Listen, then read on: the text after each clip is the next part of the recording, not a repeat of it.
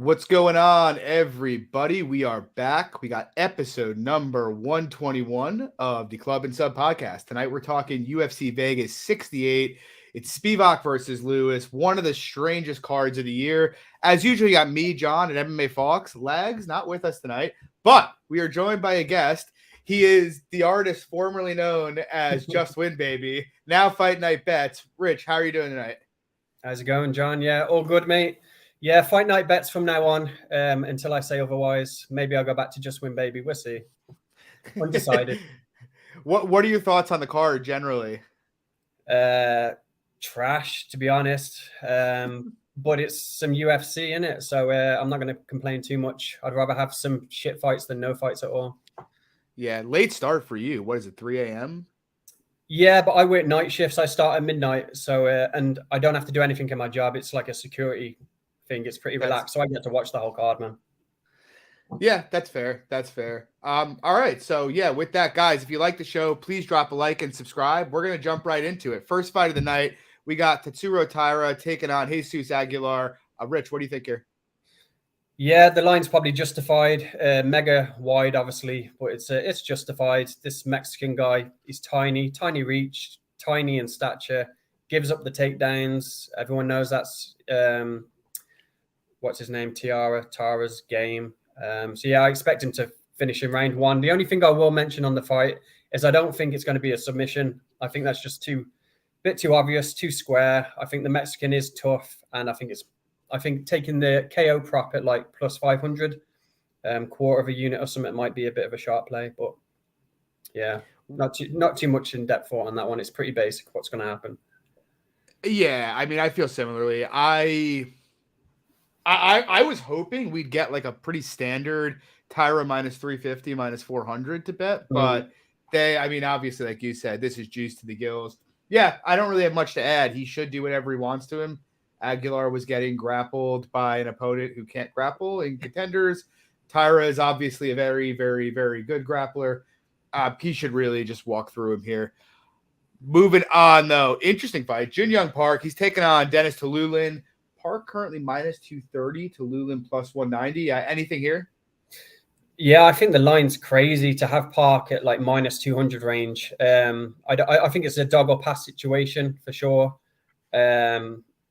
Yeah, I've took the shot on Dennis. I think this is a good spot here. In his debut against the Russian, where the Russian was like minus 1,200, he was coming in on late notice. You can't blame him for taking the L there. Then they gave him Jamie Pickett, and he'd done what he was supposed to do. He showed better takedown defense, better cardio. And I really think he can win this, negate the takedowns. And I think on the feet, it's 50-50, man. Yeah, I bet the under. And I also kind of lean to the Dennis side. I guess like minus 230 is like assuming Park's going to be able to just wipe Dennis out on the mat. And like to your point, even Kizrayev didn't really hold him down until like the middle of round two in that fight. And Park is pretty hittable on the feet. I haven't taken the plunge on Dennis, but I will if it goes over plus 200. But I'm on the under here. Any thoughts there in terms of the violence side? Yeah, I seen the under. It opened at plus money. What did you get, man? Plus 115 for me. Yeah, that's nice. That's nice. Yeah, I think either Dennis is going to knock him out early, or I think Park will win the decision with the takedowns mixed in. So hopefully it's the knockout and we both cash. Yeah, that would be ideal. Moving on, we got Ji Young Kim taking on Mandy Bomb. I'm not doing it because it's like a women's fight, but like I was kind of tempted by. Don't say you're gonna. I was gonna say, don't say you was gonna take Mandy. No. I was kind of tempted by Kim. Like I think if Kim was like better than minus 250, I would take the plunge here. To be completely honest, I went back and looked at Mandy Bomb's, aside from her tape, which is really bad. If you go back and look at her like regional record in Germany, just about every woman she fought literally only has one MMA fight in their career, and it's Mandy Bomb. Like she's fighting women who are not even fighters. Yeah. She has not won a single round against Ariane Lipski and Victoria Leonardo. So I think you could make a real argument that Kim should be like -5, -600 here. Something I'm kind of and I may still play her. I was kind of hoping bomb money would come in. Something I'm kind of tempted by though is like Kim KO, which is out at like +500 in places, and then the under is like +275. Like Lipsky's not much of a hitter, and she dropped her twice in that fight. So I mean, I think Kim's gonna run through her here. What do you think? Yeah, I'll leg you on to take that KO prop, man, because I bet, what did I bet? I bet in the distance, I think it was +400 on Kim. Yeah. I think she's going to knock her out. I think Mandy, she's shit. She's a striking shit, a grappling shit. And when watching the tape, what was most notable was her, when I was doing my notes, I just put mental midget. I put her in the same bracket as Terrence McKinney, Alex Hernandez. They kind of check out mid-fight. You can see it in their eyes after a round. They're just not there, man. They're there for the taking. And I think Kim, with her, there you go. Pepe knows, even though he's a dickhead. But yeah, the KO is on. I think standing is a mismatch. Mandy's going to try and clinch her. She's an extreme couture, and I think Kim's going to knock her out round 2, round 3. I think they're great. That's a great prop bet, man. Yeah, I completely agree. Moving on. Now we get into kind of a weird section of the card. It's the road to the UFC finals here. 4 fights in a row. I don't know what your takeaway was, but like I have a couple bets, but going through it, it's like I feel like the amount of variance we're getting here is like even way outside like, the normal degree of variance you expect in a UFC fight night, Like these guys have just fought the worst of the worst competition across the board, and we're trying to translate their skills. So I don't know. I mean, did you approach this any different in terms of like how you cap this, or just kind of, straightforward? Yeah, well, I'm used to this. I'm used to looking at cards and seeing 2 guys who I know nothing about and digging into tape on them and whatnot, checking their Instagram, seeing what they're about. And sometimes I like that. But then also sometimes it's refreshing, like the Tybura, versus Ivanov fight. It's good that you know a bit about them. You don't have to do too much. So it's yin and yang, isn't it? Sometimes it's good to have that. Sometimes these fighters you know nothing about. But yeah, I've got a couple of bets on the 4 road to UFC fights. Yeah. All right, so we'll get into it. First up, Hyun Park taking on Sungus Choi. Any thought here? Yeah, out of the 4 fights, this was the one that I least liked. Park in the distance seems okay. +230. He's athletic, got fast hands. And on the other side, Choi, a bit of a decision machine, a bit boring, kind of relies on the takedowns. So yeah, I wouldn't hate a shot on in the distance for Park. Yeah, I didn't bet it, and I probably won't, but I lean the Choi side just because he is training with Zombie and whatnot. He's actually getting some decent training partners, and I think you're spot on that Park's the better athlete and the more likely to finish.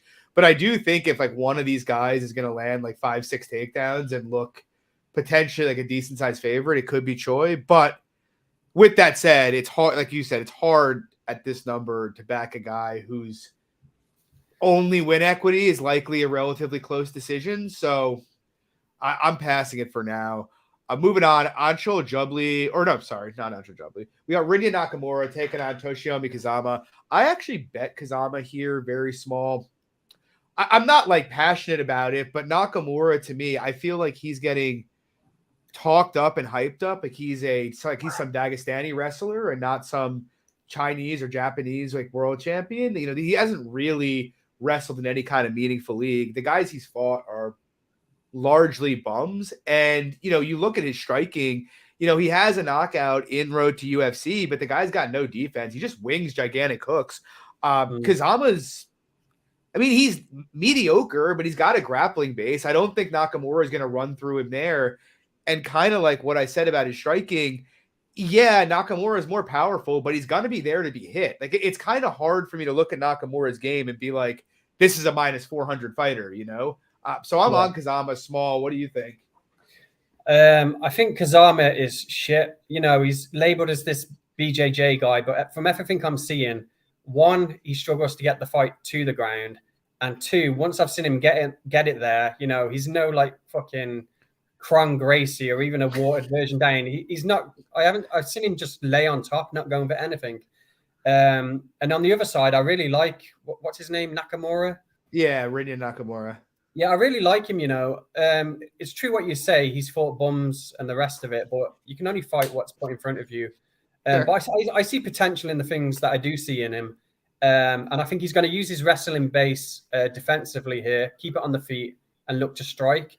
And on the other side, this BJJ guy, his striking isn't there at all, man. He's just looking to clinch up from what I've seen. So I think he could be in trouble. But I think the KO is a bit square as well. I can see this going the distance or over the 2.5. So yeah, I've passed on it myself. Yeah, fair. Like I said, it's not passionate. It's just a small poke. Moving on, though, I do have a bet here. We have Zha Yi taking on Zhang Young Lee. Any thoughts from you here? Yeah, I think Lee's going to dominate him. What's the other guy's name? Zha? Oh, yeah, Zha. Yeah, I don't like him, to be honest. I think he's dependent on takedowns. I think everything he does is to set up the takedown. He wants to just, take you back and get a choke. If you look at his wins on the regional, that's what he's done.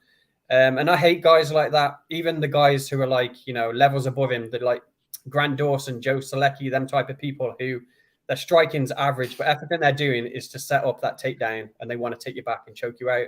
And this guy's the same, but he's just the retarded version, and I don't think he's going to do it.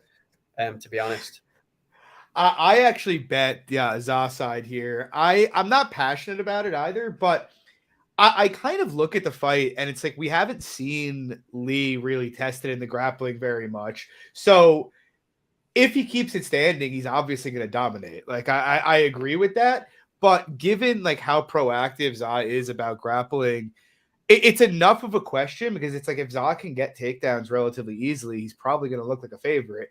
To me, it's enough of a question. There's enough uncertainty and variance there that like pre-fight lining it plus 200 doesn't make much sense to me. Like you're not worried really much about Lee getting grappled here?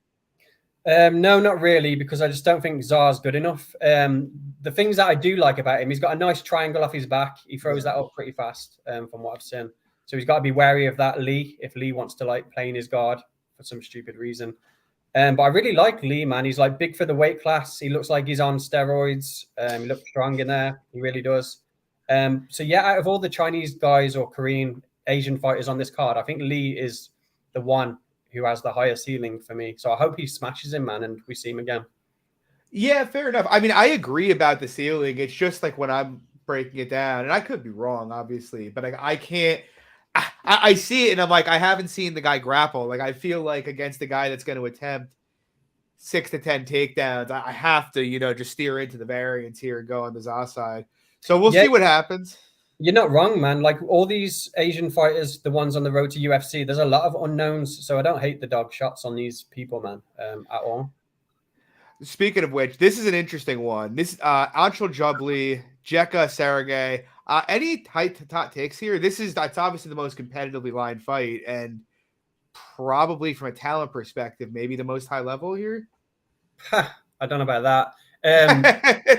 Have you seen on Twitter? I see a lot of people on the Indian guy. Have you been seeing that as well? No. I was betting him. Yeah, I thought you were saying am I on the Indian guy? No. Oh right. Yeah, on Twitter it seems like he's the mush of the week. This Indian guy, Julie. Yeah, I don't like him. I remember my notes from the fight. I called him a fugazi. I think he's a fake. I think he's one of these poser types. If you watch his interviews, he's cocky as fuck, talking about how great he is, thinking he's the next Conor McGregor. But he's shit, man, in my eyes. And on the other side, Sarji, he's got fast hands. He's got power in his hands, good counters. The only way I think the Indian can win this, and I think his game plan going in should be takedowns and control. But I don't trust him to do that for 3 rounds. I think he's going to get knocked out at some point, man. I'm not even sure how good a wrestler Jubli is, to be honest with you. He was getting taken down a fair amount in his road to UFC fight. I don't think he's got very good hips. And you look at like his fights prior to road to UFC, and it's like a lot of these guys, he's fighting nothings on the Indian regional scene. Like I'm not really sure I'm buying Joe Blee coming in and just dominating on the mat for 15 minutes. I'm not sure I trust his cardio.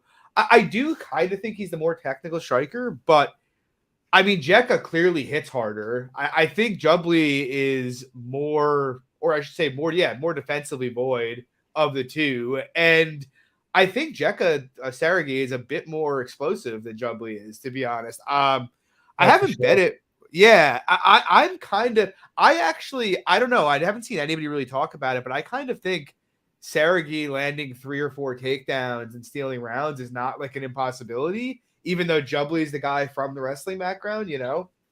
Yeah. I've seen him doubt himself as well. Julie in the corner. I can't remember which fight it was, man. I've watched so much. But it was like round 2, and his corner had to like give him a little pep talk and say, you know, come on, I thought you was the man, mate. Fucking, you know, show us something. So yeah, I think, you know, octagon jitters as well. I forgot to mention that. That's going to play a part, you know. Yeah. Especially as we go later on in the card. I think this is closing out the prelims, if I'm not mistaken. You are correct. And Sergey has got a lot more experience for what it's worth. I mean, it's like 15 fights versus 6. And I also kind of think it's like you look at Jubbly's kind of lack of a gas tank, and then the fact that Sergey kicks the body as hard as he does, like that's not really a great recipe for a guy like Jubbly in an extended fight. So yeah, I'm with you. I lean the Sergey side as well here. I don't like his striking either. The Indian guy, he just pops out a jab all the time. He's in people's face, popping the jab. You know, not really looking to do combos or follow it up with a right hand. So I think he's there for the taking, man. He's like a take one to give one guy too in a fight where he's like probably where he hits less hard. Yeah, true. Moving on though, interesting fight leading off the main card. We got Yusaku Kinoshita taking on Adam Fugitt. I wouldn't lay the money line at Kinoshita's line right now where it is. I bet it at an earlier point earlier in the week. Honestly, for me, it's pretty out of the usual for me to bet a debutant at Juice off Contender Series, but I am here. I just kind of think, you know, Fugitt is being treated as like, you know, a veteran with all this experience, but his experience really outside of his last 2 fights is against complete shit. And you look at, you know, his last 2 fights, the guy knocked out Renfro in 40 seconds. But other than that, you know, he had some, you know, moments here and there against Michael Morales, but he mostly just got boxed up in that fight. Like you look back at this guy's tape and, you know, he's going life and death with complete bombs with guys that are under 500. This guy Remigio, he fought 3 years ago. He's like a homeless version of Kinoshita, and he almost gets knocked out twice in that fight. I just don't think Fugitt is a UFC caliber fighter. And Kinoshita, I like a lot as a prospect. You know, he has that, you know, kind of slick counter game. He's very fast, decent submission grappler. I think his leg kicks are going to be there all day in the southpaw stance against Fugitt, who seems very kickable. And ultimately, I just kind of think for Fugitt's game is all about pressure, coming forward and trying to overwhelm you.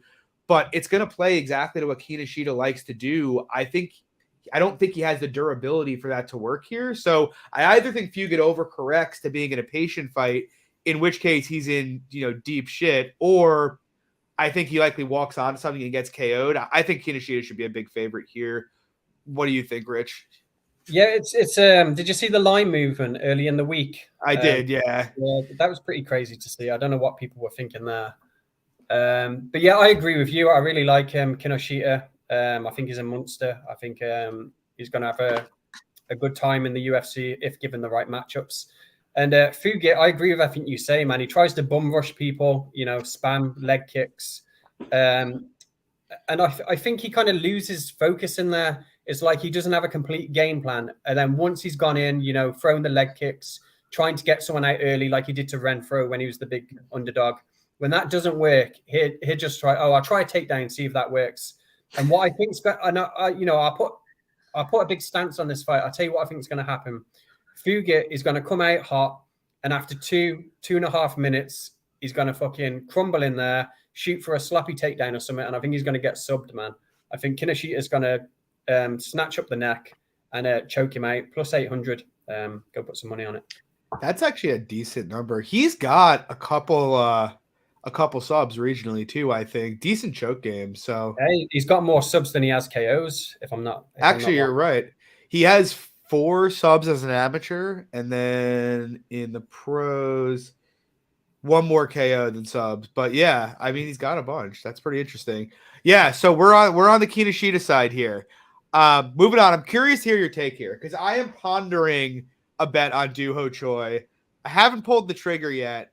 What are your thoughts? I'm staying away.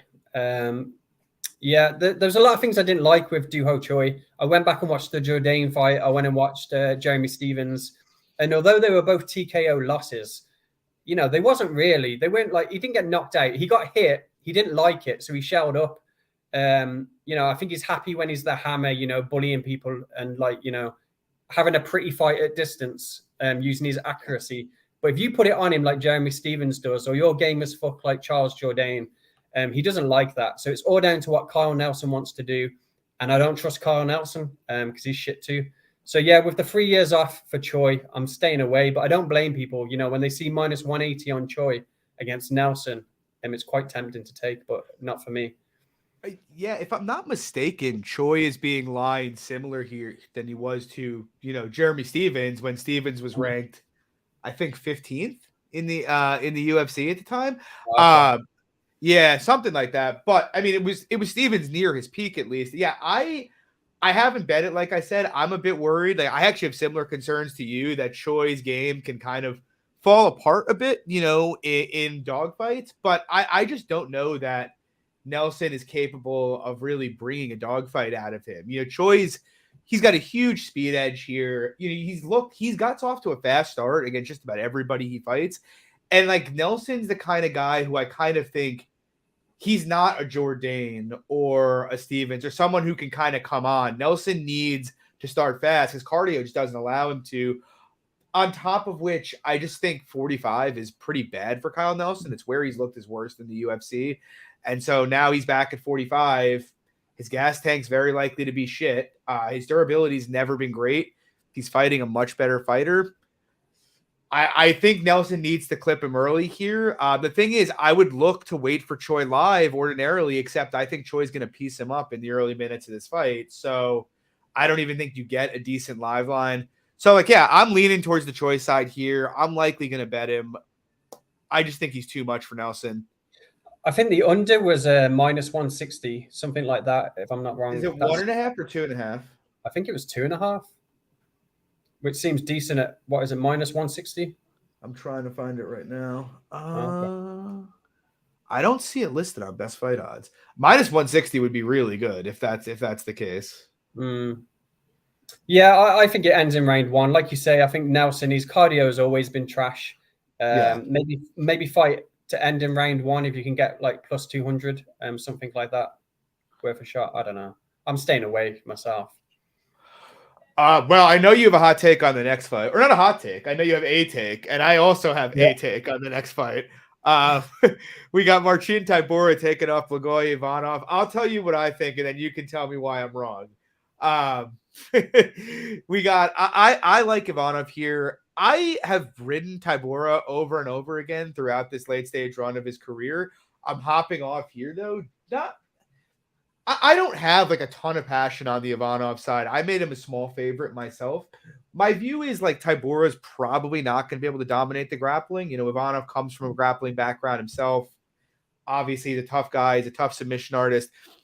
And like on the feet, it's probably a competitive fight. Like I think Tybura probably has a bit more volume, and like I would favor Tybura slightly in the event they go the distance. But I also look at it and I really think Ivanov's a lot more likely to win by finish here than Tybura is. Tybura to me, he doesn't have very good defense.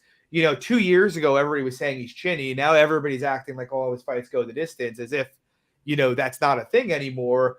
And everybody's acting like Ivanov can't crack when it's like Ivanov, he hurt Tuivasa bad. He hurt Sakai bad. He hurt DeLima bad.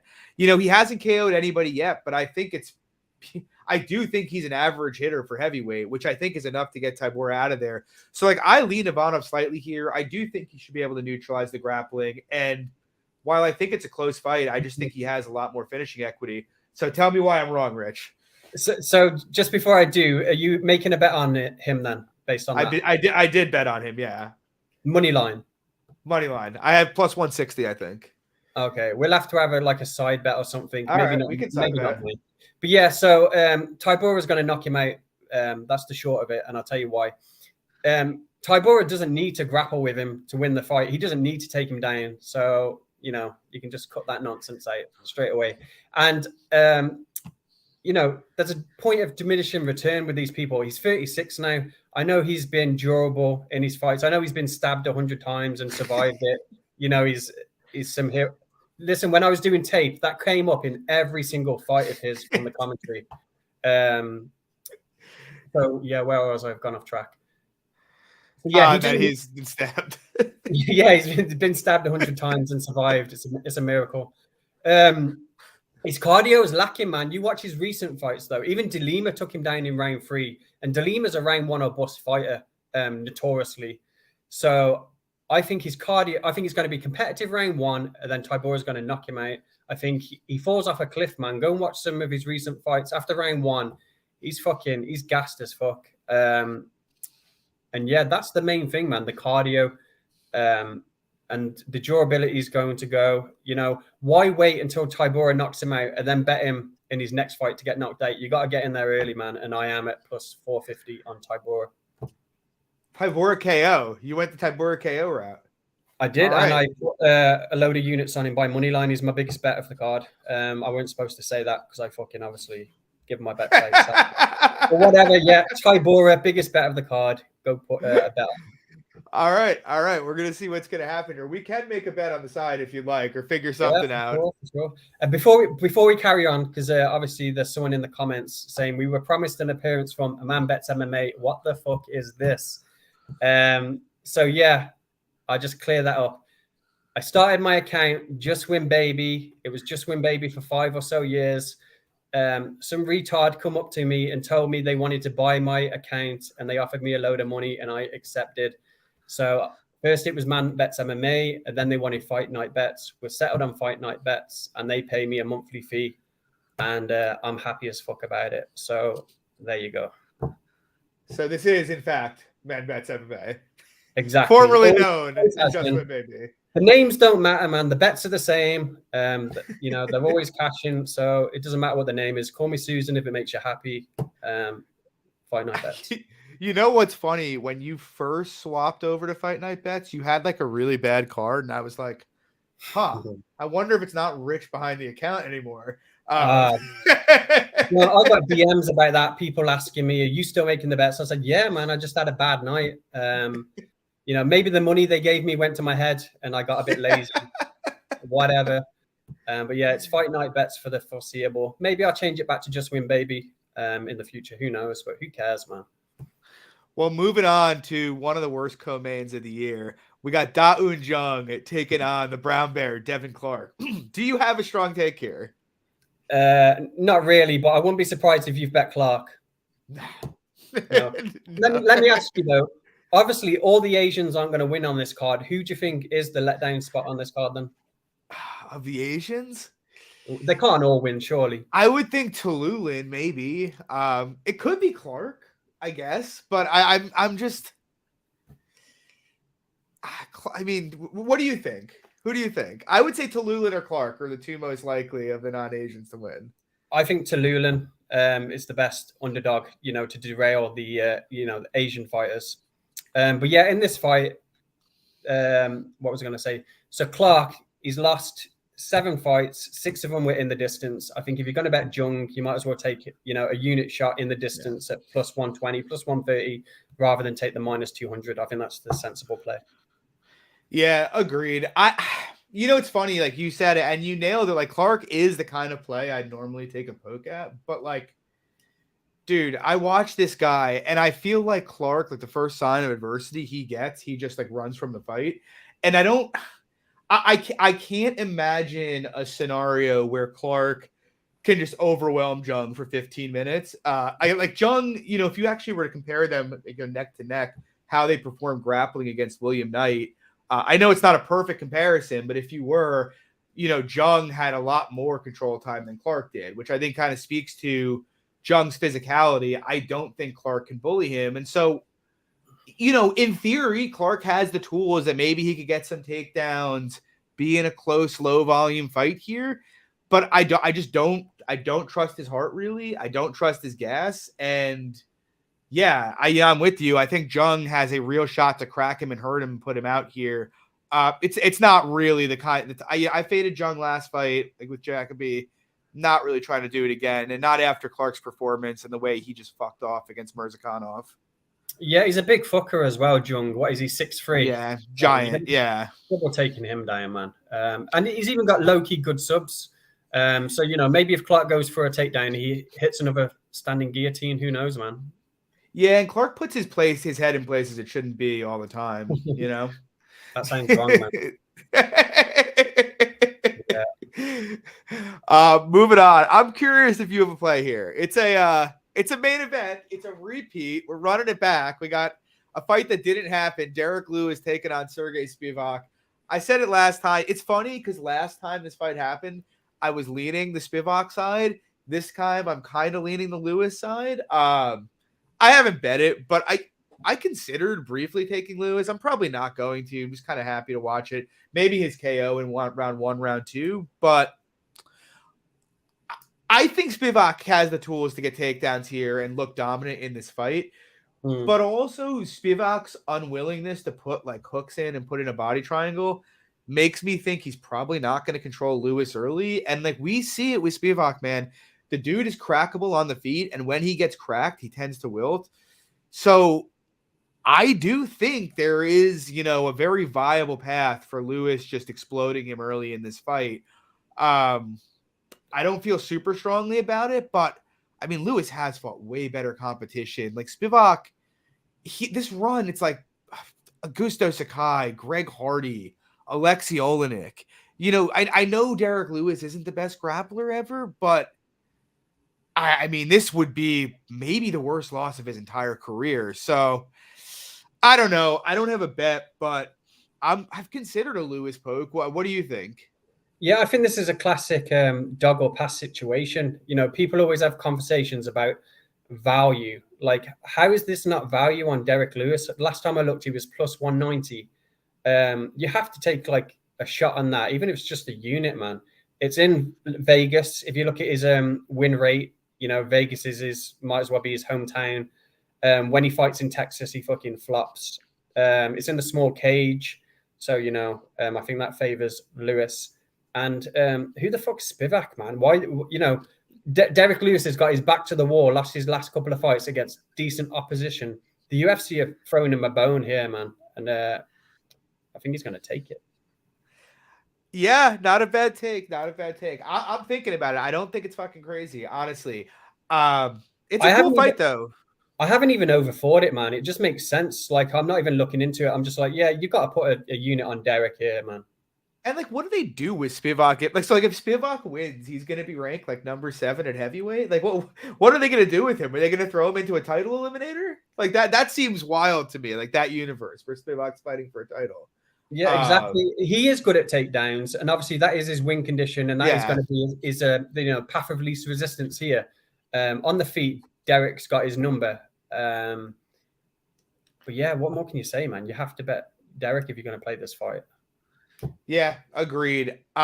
Before we check off, anything for Bellator that you want to share or you're interested in sharing? So yeah, I was waiting for the props to come out. They only came out today as I was like leaving for work. So I've got to dig deep. But let me just pull up the card and have a quick look. What's good? You say you was maybe thinking about doing a stream for Bellator? Yeah, tomorrow possibly. Yeah, so the one that stood out to me the most was Grant Neal versus Carl Albertson. Yeah, I know both of them pretty well. Carl more so. I bet on a few of his fights. I just think he's declining a bit. He's around about 27, 28, but in fight years, he's more like, 38. Yeah. His game's limited. He wants to take down. He wants to lay on you. If you quit on him, he'll happily take the finish, but he's happy to just lay on you and get a decision. I think Neal can negate that. He's a bit athletic, Big fucking black fucker, got power in his hands, and I think he can put him out, man. So I like that, and the numbers going up. I think he's plus 140. Yeah. So yeah, that's well, actually, it's coming in now. I think he's plus 120 all right. now. Yeah. Oh shit! Yeah, see, that's happened in the last hour, then, man. Because when I looked, Yeah. I swear he's getting up to there. What else is good? I missed the Ethan Hughes fight. I know you got on the Youssef guy. Yeah. I missed that, man. So yeah, props to that. All right. Well, we appreciate you coming on tonight, Rich. Rich, do you want to shout out your stuff, where people can find you, how they can get your bets, etc., etc.? Yeah, Fight Night Bets on everything, man. Twitter, Instagram, the rest of it. If you want my bets, DM me, and I'll happily take your money. Yeah, well, thank you for coming on tonight, Rich. Really appreciate having you here. We will definitely have you on again in the future, probably in the near future. Your opinion's always appreciated, as you do think outside the box, as opposed to a lot of folks in this space. So, again, thanks for coming on, man. Guys, I hope everybody enjoyed the show tonight. I wish you good luck this weekend, unless you're betting Adam Fugitt, in which case I do not wish you good luck. I hope you lose. But yeah, you can follow Rich on Twitter at Fight Night Bets. You can follow me on Twitter at MMA Fox. Guys, if you like the show, please drop a like and subscribe. We'd really appreciate it. We'll be back normal time next week, 7 p.m. Eastern time, UFC Perth, Islam Makhachev, Alexander Volkanovski. Thanks for coming out, everybody. Take it easy. See you next week.